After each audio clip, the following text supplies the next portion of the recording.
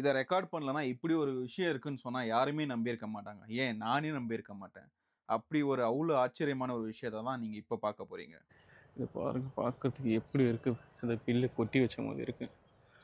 ஆனா இது ஒரு கூண்டு.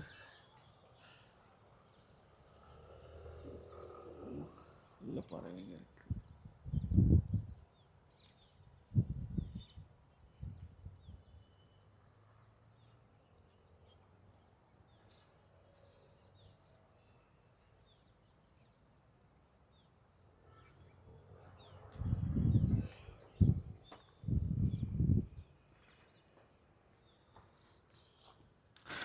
இத பார்க்கும்போதே ஒரு மாரி மனசுக்குள்ள ஒரு சந்தோஷம் வருது. அதே நேரத்தில அந்த பறவைங்கள நினைச்சு அவ்வளோ ஆச்சரியமா இருக்கு.